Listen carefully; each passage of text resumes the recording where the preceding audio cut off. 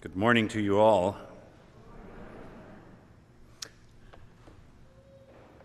I had cataract surgery on Tuesday morning, and I am in between surgery and the adjustment of my glasses. So my new arrangement, which I'm very grateful for, works very well here. So if I lose my thread in what I'm saying, please understand why. These are fascinating readings this Sunday. They're very realistic, they're very down to earth, and they raise questions for us that I think are worth struggling with. I begin with the first reading. It is from the prophet Jeremiah. Now, Jeremiah, as you may know, was a whiner. W-H-I-N-E-R. He may have been a whiner too, W-I-N-E-R, I don't know. But so much did he complain about being called to be a prophet that when the rabbis, somewhere in the middle of the 2nd century, were trying to put together their official collection of the Bible, the Old Testament, this was one of the 3 books that they had trouble including. They had a big debate about it, precisely because Jeremiah complained. He didn't like being called a prophet. And in this reading, we have one of the reasons why. It says that, let me get this right. See, I don't even have the right area here. I know the readings, but I have to look at the text. The text is important. It says here, the princess said to the king, Jeremiah is demoralizing everybody. We want to dump him and kill him. Why is he demoralizing people? It says here in the reading, because he said such things. What things? The city of Jerusalem was surrounded by Nebuchadnezzar. Nebuchadnezzar was the king of Babylon. Babylon is like present-day Iraq, that area. So that king had a big force, and Jeremiah could read the writing on the wall that the Israelites were not going to survive this attack. So he said, look, let's not have the city destroyed, which they will do. Let's proclaim peace. Let's make a compromise. Let's do something. But don't be so stupid as to fight them. So Jeremiah was really pilloried. He was attacked. He was called a defeatist, someone who was demoralizing the people because he didn't come along with strong militaristic, let's do it. So they threw him in a pit, and he sunk to perhaps his knees, maybe his waist, maybe his armpits, who knows. But he sunk in the mud, it says. And there was one fellow, a Cushite. Cushite is an Ethiopian, so he was from somewhere else, who pleaded with the king. He said, look, he hasn't done anything wrong. And for whatever reason, the king caved into the princess. Now he listened to the Ethiopian. And Jeremiah is lifted out of the cistern. The Lord has heard my cry, Psalm 40. He drew me out of the pit of destruction, out of the mud of the swamp. That's the reading, this responsorial psalm. I don't know if you know this, but anybody here fans of U2? Thank you, 3 of you. In 1983, there was an album called War, and they devoted one of their songs to Psalm 40, if you happen to have it. If one of you has that album, please give it to me after Mass. I would like to have it. Then you go to the Gospel, and the Gospel reads, I have come to set the earth on fire. There's a baptism with which I must be baptized.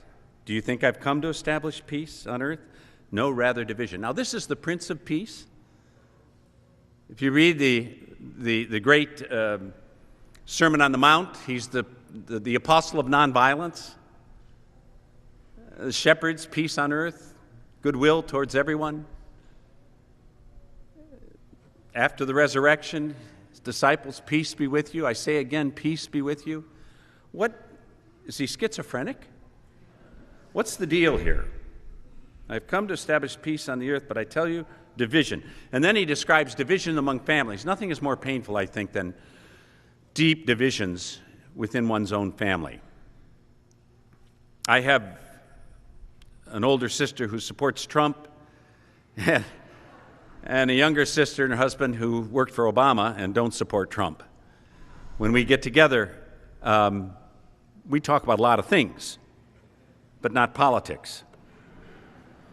So here you have this situation of peace. It's a real conflict if we have an image of Jesus as just a really golly nice guy. Big dark eyes, a well-trimmed beard, a kind of glow coming out from his head. Never spoke a hard word to anybody. Except beginning with the first pope, Peter, when he says, "Get behind me, Satan." Except when he confronts people and says, "If you don't pick up your cross, you're not fit to be my disciple. Only if you lay down your life will you have peace." Okay, so what happens? Now we begin to get a mixed picture. There is some real suffering involved in this. Now, some of you may feel that you've suffered a lot, but listen to this true story. Bosses of a publishing firm are trying, this was appeared in the New York Times, are trying to work out why no one neglected that one of their employees had been sitting dead at his desk for 5 days before anyone asked him if he was feeling okay. George Turkelbaum, 51, who had been employed as a proofreader at a New York firm for 30 years, had a heart attack in the open plan office he shared with 23 other workers. He quietly passed away on Monday, but nobody noticed until Saturday morning when an office cleaner asked why he was working during the weekend. His boss, Elliot Wachowski, said, "George was always the first guy in each morning and the last one to leave at night, so no one found it unusual that he was in the same position all that time and didn't say anything. He was always absorbed in his work and kept very much to himself." A post-mortem examination revealed that he had been dead for 5 days after suffering a coronary. George was proofreading manuscripts on medical textbooks when he died. You may want to give your coworkers a nudge occasionally, people in the pews. The moral of the story is don't work too hard. Nobody notices anyway. So if you think you're having a bad day, and maybe the Lord is letting you have too much suffering, pause and think about this. Today, we would have celebrated, if this were a weekday, Maximilian Kolbe. I believe there's a parish in the Archdiocese out in Westlake. Isn't there, St. Maximilian? Kolbe, as you know, was the person who spoke out against the Nazis and was put in prison in one of the camps. And when it came time to execute some people, there was a father of 3 children, and he said, "No, take me. I don't have any children." And they executed him. Yesterday was the feast of a Marianist who was beatified, an Austrian priest who continuously denounced the Nazis. His superiors in 1939 transferred him to Spain, where he ran into a number of brothers who supported Franco, so he denounced them too. And then he was tricked to go north of the Pyrenees to help some people and was captured. And in 1943, on August 13th, yesterday, he was beheaded. He's now beatified, and we hope soon canonized. Talk about a bad day? No. He found out on that day, the 13th of August, 1943, at noon, that he was going to be executed at 7 p.m. And he wrote a letter to his family. I won't read it to you, but it is a powerful letter. "I am perfectly at peace. My conscience is clear. I look forward to the next step in my life. I'll meet members of my family." Somehow he integrated the notion of the way of the cross and the deepest peace. I don't want to trivialize this. You know the old saying, no pain, no gain, no crown, no cross, no crown. There's no cheap grace. Maybe there's no cheap discipleship. But we should be encouraged by the second reading, the reading to the Hebrews. Us being now in the throes of Olympic fevers, we're surrounded by a great cloud of witnesses. And let us rid ourselves of every burden that would prevent us from running the race.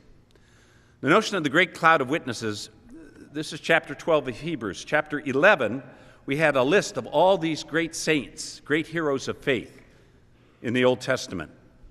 And here we have the great race, and it's here we are, we're running the race. Don't be discouraged. There's a whole group of people who've run this race, and they're standing on the sidelines cheering. They're cheering us on.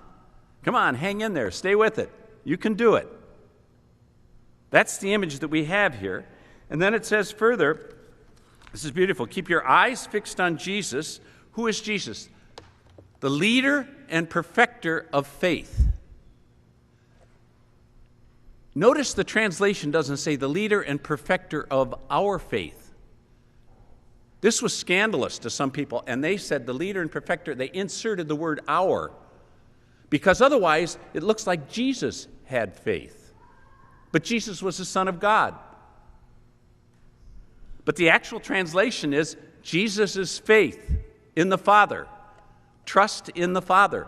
Jesus was the Son of God. He was truly human, and that was part of his journey too. So I think this is a great reading and a very important statement. So let's realize the journey involves suffering. Everybody loves Pope Francis. No. Everybody loved Pope Benedict. No. There are a number of people, cardinals included, that are digging in their heels, hoping that Pope Francis and his whole movement passes by. That's a fact. Let's not be scandalized. Life is tough, but we're not alone. We're on the journey, and it is a great journey. We have a whole cloud of witnesses supporting us and cheering us on. No kind of fantasy land. This is real, and this is good news, and we ought to be grateful. Amen.